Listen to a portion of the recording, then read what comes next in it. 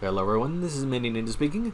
Welcome to a bit of a pre-Anime North bootleg breakdown episode where, despite the fact I said I was not originally going to review this video, I did end up picking up a copy of the SH Figuarts bootleg of Tienshinhan and Chiaotzu. Now, in terms of packaging, there's not too much special going on here compared to that, other than maybe Tienshinhan being a bit jaundiced in there. There's definitely some issue with the color selection, of course the missing Bandai logos and Toei animation sticker on there. But other than that, it's pretty standard fare in terms of the packaging. If you aren't looking for certain details, it looks okay enough, it's passable.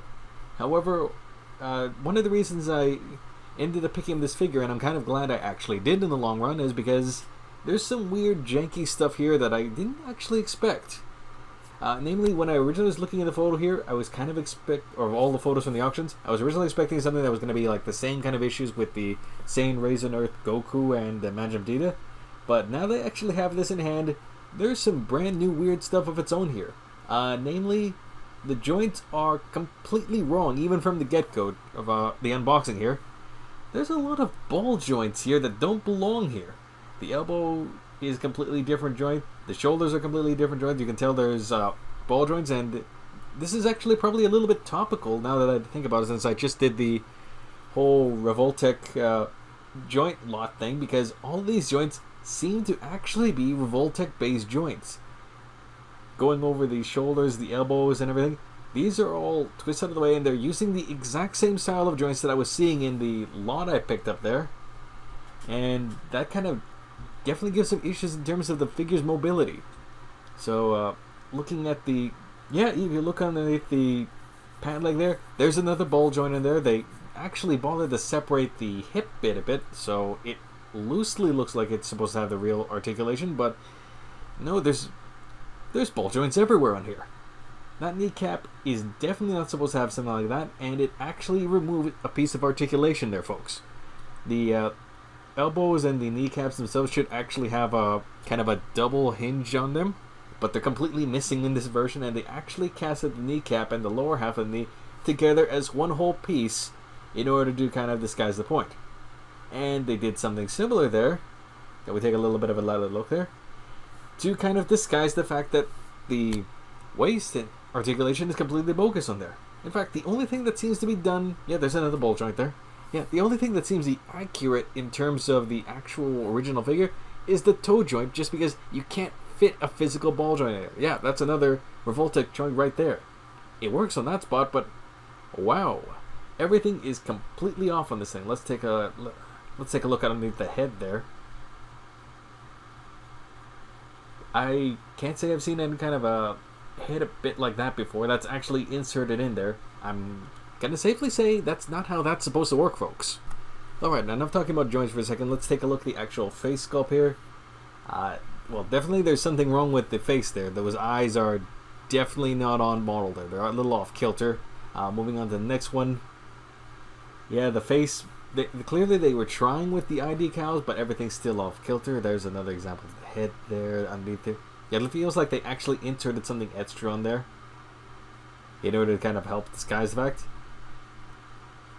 Yeah, the decals on this head are definitely off. You can physically see that it is off kilter for the third eye there, and the eyes are actually much too big on there.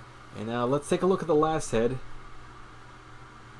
Yeah, whoever did the eye decals on this one, they were off kilter a lot, because these are definitely off model. And oh, speaking of things that are off model, the little inserted peg so the head can actually fit on there is actually missing on the fourth head, meaning the fourth head is actually useless, folks.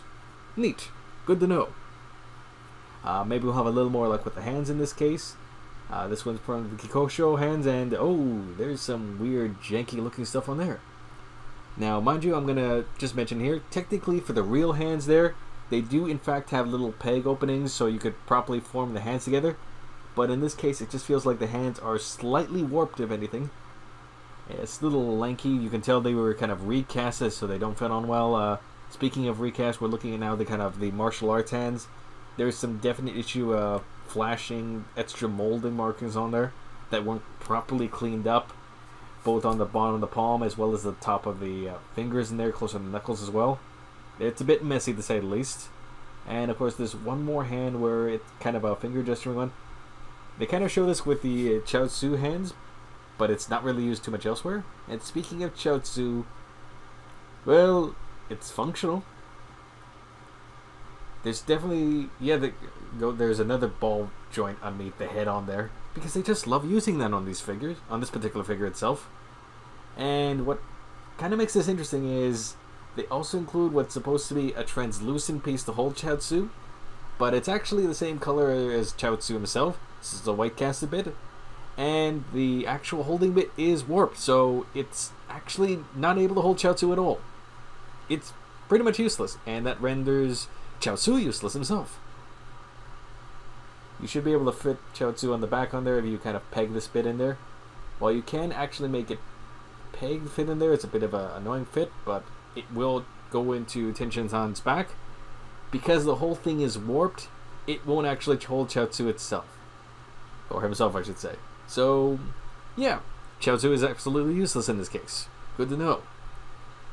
Now we're doing a quick change because I kind of wanted to show a proof of concept for one of the issues I was having here. Namely, the reason I brought up the ball joints repeatedly in this case is because by replacing the regular joints with the ball joints, it actually really removes a lot of poseability that Tienshinhan should be able to have here. So we're not even trying anything really fancy, we're just trying his standard Kokosho pose, or tri-beam, whatever you want to call it in this case.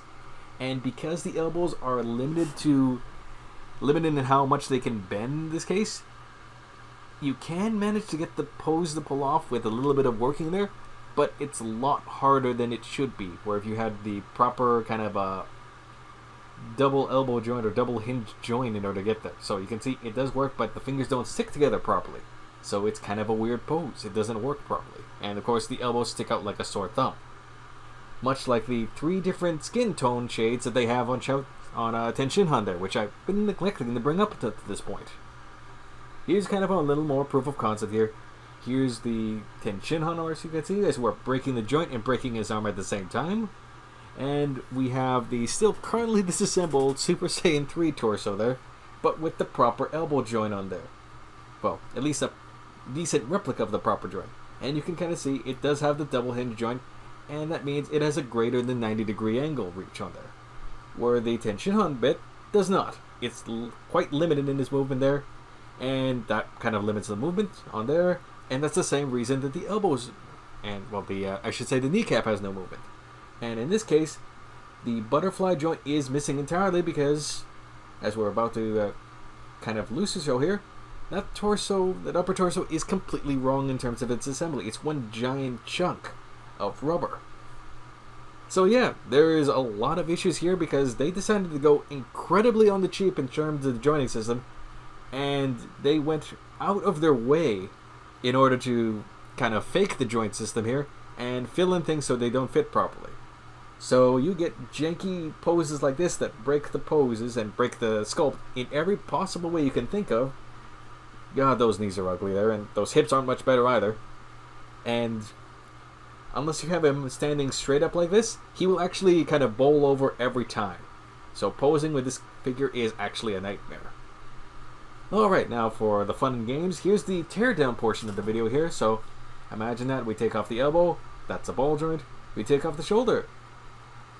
There's another ball joint in there, kind of a double ball joint, but yeah, that's one solid chunk of rubber that's, or kind of a PVC, whatever the kind of plastic they wanted to use for this thing, in order to hold everything together. And I imagine, what are you going to find when we take apart the torso there? If you want to say ball joint, you're probably right. A little bit of a stuck part. At least the one thing I'll give them credit for this figure, the joints are held in well together. It's kind of a little bit of a pain to actually separate the figure, and when I would put this back together off camera, they did come back together. And speaking of things, I'm going to have to correct myself from an earlier comment. I originally thought it was like a kind of a fake articulation around the hips. They do include something that was supposed to mimic there, but it's still wrong around the hips because they use a kind of a ball joint setup inside the torso there, or the legs, which, as you can see, is a very simplified version of what the real fighting body kind of articulation should have around the legs. Which is a bit sad because they went through all that effort in order to just screw it up at the end there. So now we're taking off the other side there, taking off the other leg, Same second verse, same with the first, really there. So it's functional, but it's not great. We take apart the leg. Imagine that. It's another ball joint. It's a Revoltech joint, one of the clicky ones to be exact. An odd conclusion, but at least this time the skin tone, or I should say the green tone they use in there, does match up with the pants, so that's a good surprise at least. We remove the foot. Imagine that. Another ball joint. I'm losing count at this point, folks. And I believe that takes care of the legs at this point, and, well, as you can kind of see, there's a running theme in here. Everything is wrong. Yep, there's a wrist joint. That's another Revoltech joint on there. At least that one's a little more appropriate in this case, but as we look in the upper torso, you can kind of see there's a bunch of joints that just don't belong here. We remove the head. That's on a ball joint. We remove the neck. This is probably not going to be too much of a surprise, folks. As soon as I get the peel off, yep, another ball joint. I'm not even kidding at this point. This was literally as I got out of the box. I have not done anything to doctor this figure in any way, and this is basically a cheap bootleg Revoltech version of a Tienshinhan, not an SH Figuarts figure. And why not? Middle torso is a ballpoint too while we're at it. And because everything is a solid chunk of plastic, there's not much you can do in order to really fix this figure up or put something more appropriate on it without basically having to drill over and do everything from scratch. So now you can kind of see. Well, actually, no, I have to concede. This was an interesting figure to look at. It was more than I was originally expecting out of it, but that doesn't mean it's a good figure, and I certainly, as hell, can't recommend actually picking this thing up for any money whatsoever in this case. Unless you really need a lot of specifically colored Revoltech joints for some reason, but even then, there are cheaper ways to do it, I imagine. And that's all I need to say now, folks. Thank you very much. Catch you all later.